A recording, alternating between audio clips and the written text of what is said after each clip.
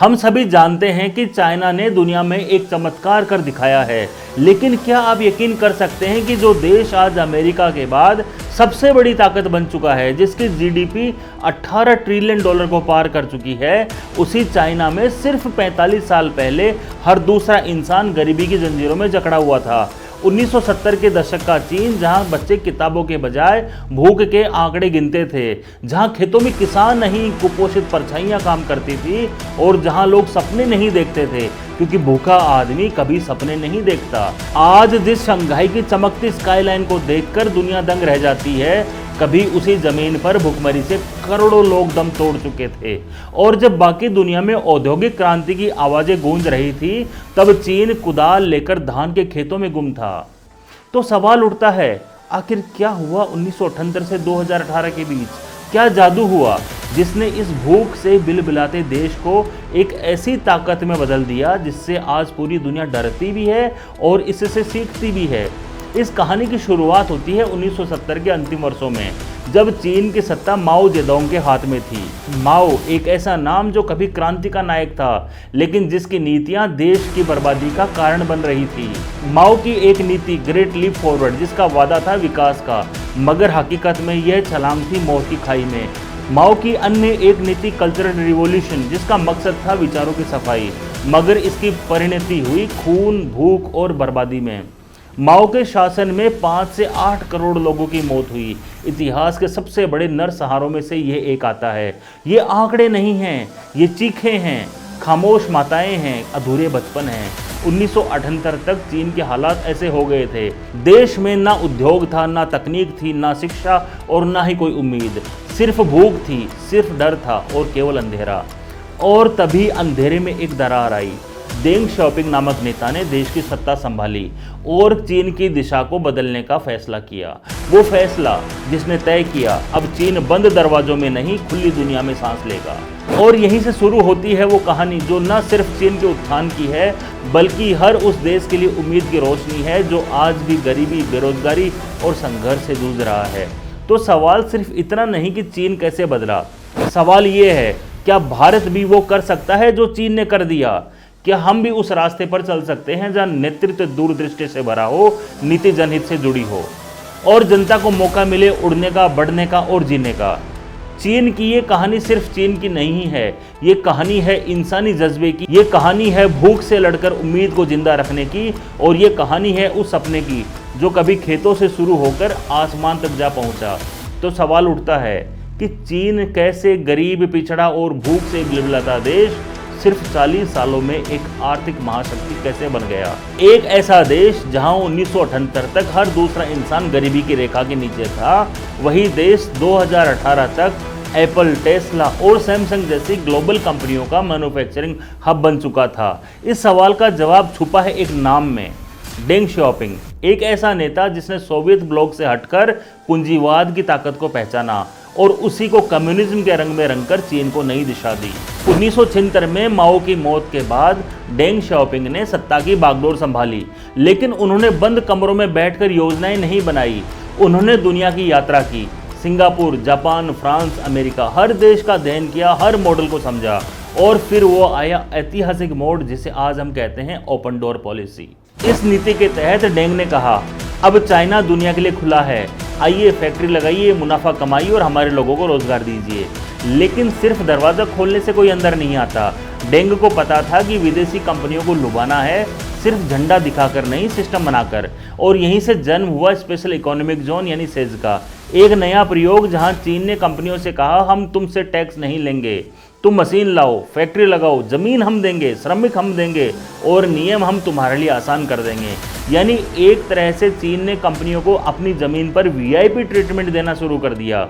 आइए इसे एक उदाहरण से समझते हैं। मान लीजिए एप्पल एक अमेरिकी कंपनी है जिसे अमेरिका में मैन्युफैक्चरिंग पर भारी खर्चा आता है, वहाँ मजदूरी महंगी है, ज़मीन महंगी है और टैक्स बहुत ऊंचे हैं। तो वो कंपनी अमेरिका से बाहर अपना काम शिफ्ट करना चाहती है, लेकिन उस समय की परिस्थितियों में भारत जैसे देशों में विदेशी निवेश पर पाबंदियाँ थी, इंपोर्ट ड्यूटी भी 100% तक थी और कागजी झंझटों से कोई भी कंपनी डर जाती थी। लेकिन उसी समय चाइना के सेज यानी स्पेशल इकोनॉमिक जोन मॉडल में कंपनी को क्या क्या मिला?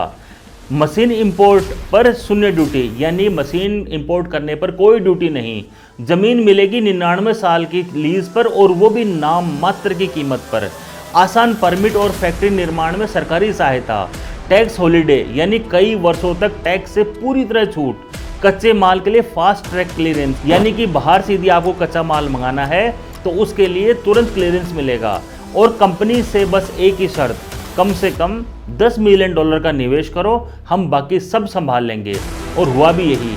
एप्पल हो, नाइके हो, फॉक्सकॉन, सैकड़ों कंपनियां चीन की इन सेज की तरफ दौड़ पड़ी, क्योंकि वहां उन्हें सिर्फ सस्ती लेबर नहीं बल्कि बिजनेस फ्रेंडली माहौल मिला। पर असली कमाल तब हुआ जब इन फैक्ट्रियों ने लाखों लोगों को रोजगार दिया। और आज जब हम शंघाई की स्काईलाइन देखते हैं या मेड इन चाइना का टैग हर गैजेट पर पाते हैं, तो समझ लीजिए ये एक दिन की जादूगरी नहीं, बल्कि ये सोच, रिसर्च और सटीक रणनीति का परिणाम था।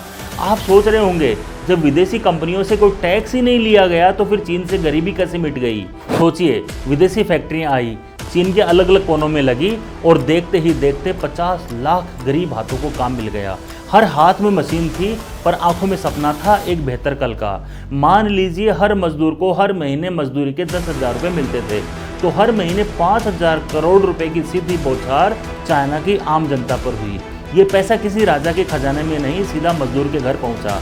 पहली बार उन झोपड़ियों में उम्मीदों ने सिर उठाया, पहली बार उन बच्चों के हाथों में किताब आई, और पहली बार उन माओं ने अपने बच्चों से कहा, तू हमारे जैसा मजदूर नहीं बनेगा, तू स्कूल जाएगा बेटा, तेरा कल हमसे बेहतर होगा। यही हुआ। एक पीढ़ी ने काम किया, खून पसीना बहाया, और अगली पीढ़ी ने उस पर इमारत खड़ी की, शिक्षा की, तरक्की की और सम्मान की। देखते ही देखते कुछ दशकों में वो देश जो कभी गरीबी का सबसे बड़ा चेहरा था, आज दुनिया की सबसे बड़ी अर्थव्यवस्था बन गया। गरीबी नहीं मिटी थी, गरीबी को मजदूरों की हथेलियों ने रौंद डाला था। आज चाइना को दुनिया की फैक्ट्री कहा जाता है, क्योंकि आज पूरी दुनिया की 20% से ज़्यादा मैन्युफैक्चरिंग अकेले चाइना में होती है। अब जैसे ही मैं सस्ती मजदूरी और चाइना की बात करता हूँ, तुरंत दिमाग में विचार आता है, हाँ भाई, इसमें क्या बड़ी बात है, सस्ती मजदूरी तो किसी के पास भी हो सकती है। बांग्लादेश, वियतनाम, इंडोनेशिया, ये सब भी तो यही कर रहे हैं। लेकिन दोस्तों, यहाँ असली फ़र्क यहीं पर आता है। चाइनीज़ केवल सस्ती मजदूरी पर नहीं रुके, उन्होंने सिर्फ सस्ती मजदूरी पर निर्भर नहीं किया, बल्कि उन्होंने उसके बाद ऐसे कई बुद्धिमत्तापूर्ण कदम उठाए जिन्होंने चीन को दुनिया का सुपर पावर बना दिया।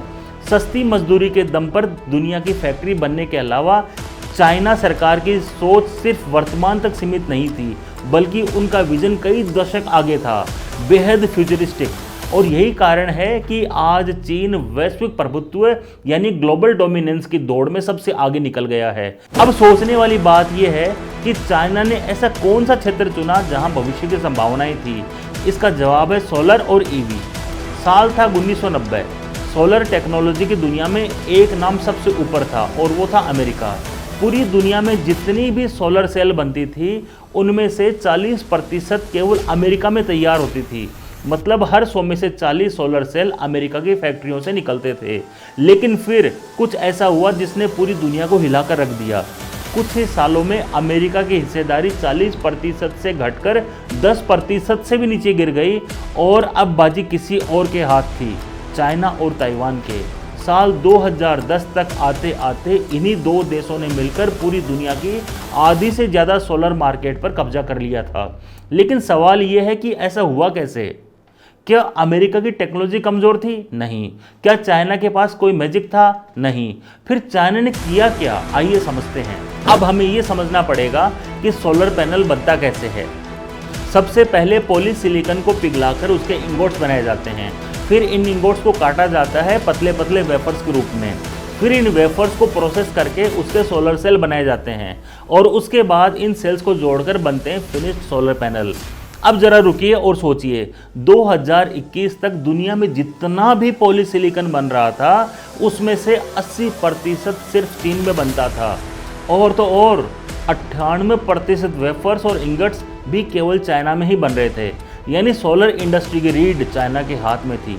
अब सवाल है, इतनी प्रतिस्पर्धा के बावजूद, इतने कंपटीशन के बावजूद चाइना कैसे बन गया सोलर इंडस्ट्री का सम्राट? जवाब है कॉस्ट, इनोवेशन प्लस सरकार की दूरदृष्टि। अब हम चलते हैं साल 2001 में। साल 2001 में सोलर एनर्जी की लागत आती थी $750 प्रति मेगावाट आवर और कोयले से वही बिजली बनती थी मात्र 120 से $150 में। मतलब सोलर केवल पैसे वाले लोगों का खिलौना था जिन्हें पर्यावरण की फिक्र थी लेकिन जेब भरने का तरीका नहीं। अमेरिका की कंपनियां शुरू हुई लेकिन लागत ज़्यादा थी, खरीदार कम थे और मुनाफा तो बिल्कुल भी नहीं था और अंत में ये सारी की सारी कंपनियां बंद हुई। लेकिन फिर भी चाइना ने हार नहीं मानी। साल था 2003-4। चाइना की भी सोलर कंपनियां अमेरिकी सोलर कंपनियों जैसे ही घाटे में जा रही थी, लेकिन सरकार ने कहा हम 20 साल आगे का देख रहे हैं। और फिर शुरू हुआ चाइना का मास्टर प्लान। कंपनियों को फ्री में ज़मीन दी गई, फैक्ट्री चलाने के लिए फ्री बिजली दी गई, बैंकों से ब्याज मुक्त कर्ज दिलवाया गया, यहाँ तक कि मजदूरों की सैलरी भी सरकार ने दी यदि आवश्यकता पड़ी। और करोड़ों डॉलर सीधे रिसर्च एंड डेवलपमेंट यानी अनुसंधान और विकास में लगाए। लक्ष्य था सस्ता बनाओ, सबसे तेज बनाओ और तैयार रहो। फिर बीते 15 साल और वो जादू हुआ जिसका दुनिया को अंदाजा भी नहीं था। 2019 तक सोलर पावर की लागत $750 प्रति मेगावाट आवर से गिरकर मात्र $40 प्रति मेगावाट रह गई और आज सिर्फ $11 प्रति मेगावाट आवर। इतिहास में पहली बार कोयला और पेट्रोल से सस्ती हो गई सौर ऊर्जा। और जब पूरी दुनिया अब सोलर की ओर भाग रही है तब इस दौड़ का रास्ता केवल एक ही देश से होकर गुजरता है, चाइना। क्योंकि जब दुनिया सोलर को कल्पना मान रही थी, चाइना उसे भविष्य का मिशन बना रहा था। अब आखिरी सवाल, क्या चाइना के पास कोई अलौकिक शक्ति थी? नहीं, बस उनके पास था धैर्य, दीर्घ और दूरदृष्टि और एक सरकार जो कहती थी मुनाफा कल आएगा पर आज हमें नींव रखनी है। यही है वो सोच जो किसी देश को सिर्फ एक बाजार नहीं बल्कि भविष्य का निर्माता बना देता है। अब बात करते हैं उस हिस्से की जिसे लोग अक्सर नज़रअंदाज कर देते हैं, लेकिन चाइना ने बहुत पहले पहचान लिया था कि भविष्य इलेक्ट्रिक वाहनों का यानी इलेक्ट्रिक व्हीकल्स का है। और इसी समझदारी के चलते चाइना ने इस इंडस्ट्री में भी एक तरह से डोमिनेशन हासिल कर लिया। ये कहानी शुरू होती है 2007-8 से, जब पूरी दुनिया एक भयानक आर्थिक मंदी यानी ग्लोबल रिसेशन से जूझ रही थी। हर देश अपनी अर्थव्यवस्था को संभालने में लगा हुआ था, लेकिन उसी समय चाइना ने चुपचाप अफ्रीका के एक देश रिपब्लिक ऑफ कॉन्गो में एंट्री मारी। ये देश सालों से गृह युद्ध और गरीबी से तबाह हो चुका था और उस समय शायद ही कोई ऐसा देश था जो वहां निवेश करने को तैयार था। लेकिन चाइना ने वहां $5 बिलियन का कर्ज और निवेश देकर वहां की इंफ्रास्ट्रक्चर डेवलपमेंट में मदद की। अब सवाल ये उठता है, कोई मंदी के वक्त एक बर्बाद देश में निवेश क्यों करेगा? इसका जवाब छिपा है कोबाल्ट में, क्योंकि दुनिया के सबसे बड़े कोबाल्ट भंडार यानी कोबाल्ट रिजर्व्स कॉन्गो में हैं। और कोबाल्ट जरूरी क्यों है? क्योंकि ईवी बैटरियों के निर्माण में ये एक अत्यंत महत्वपूर्ण धातु है। 2021 के आंकड़ों के अनुसार कॉन्गो के पास 3.5 मिलियन टन कोबाल्ट रिजर्व हैं और ये अकेला देश पूरे विश्व का 51% कोबाल्ट प्रदान करता है। लेकिन उस समय यानी 2007-8 में कोई भी देश कोबाल्ट में दिलचस्पी नहीं ले रहा था क्योंकि इसका इस्तेमाल बहुत लिमिटेड था। यही मौका चीन ने पहचाना। चीन ने कॉन्गो के साथ एक infrastructure for mineral deal sign की, जिसके तहत चाइना देगा पैसा और इंफ्रास्ट्रक्चर और बदले में कॉन्गो देगा खनन के अधिकार इसी कोबाल्ट के। इस डील के तहत एक जॉइंट वेंचर बना जिसका नाम था साइनो कोंगोलीज डेस माइंस। इसमें चीन की हिस्सेदारी 68% थी। इसका मतलब कॉन्गो से जितना कोबाल्ट निकलेगा उसका एक बड़ा हिस्सा चाइना को मिलेगा। आज स्थिति यह है कि कॉन्गो की 70% माइनिंग इंडस्ट्री पर चाइना का कंट्रोल है और ये तब शुरू हुआ जब दुनिया को ईवीज की समझ भी नहीं थी। अब फास्ट फॉरवर्ड करते हैं 15 साल बाद की दुनिया में, जहां हर देश को कोबाल्ट चाहिए, जहां इसकी कीमत 400% तक बढ़ चुकी है और आने वाले 8 सालों में इसकी डिमांड फिर से 400% तक बढ़ने वाली है। अब सोचिए कौन बेच रहा है कोबाल्ट और कौन बना है ईवी इंडस्ट्री का राजा? जवाब है चाइना, क्योंकि उन्होंने फिर से एक बार भविष्य पर दांव लगाया जब दुनिया सो रही थी। लेकिन चाइना की सोच यही नहीं रुकी। चाइना की सबसे पावरफुल स्ट्रेटजी है उसकी जियोपॉलिटिकल स्ट्रेटजी, जिसका सबसे बेहतरीन उदाहरण है बेल्ट एंड रोड इनिशिएटिव यानी BRI। ये प्रोजेक्ट 2013 में शुरू हुआ था और 2035 तक इसका पूरा होने की योजना है। यानी 22 सालों का लंबा सोच समझकर रचा गया मास्टर प्लान। इस प्रोजेक्ट के तहत चाइना दुनिया भर के 150 से ज़्यादा देशों में रेल, सड़क, बंदरगाह और ब्रिज बना रहा है ताकि वो पूरी दुनिया के ट्रेड नेटवर्क को अपने कंट्रोल में ले सके। तो कुल मिलाकर चीन ने सिर्फ फैक्ट्री बनाकर नहीं बल्कि सप्लाई चेन, संसाधन, टेक्नोलॉजी और जियोपॉलिटिक्स में निवेश करके खुद को बनाया है 21वीं सदी का सबसे बड़ा सुपर पावर। अब सवाल ये है, क्या भारत और बाकी देश इस चमत्कार से कुछ सीखेंगे या फिर आने वाले दशक में सिर्फ रिएक्ट ही करते रहेंगे? क्योंकि अगर कोई देश भविष्य पर निवेश नहीं करता तो वो भविष्य का हिस्सा भी नहीं बन पाता।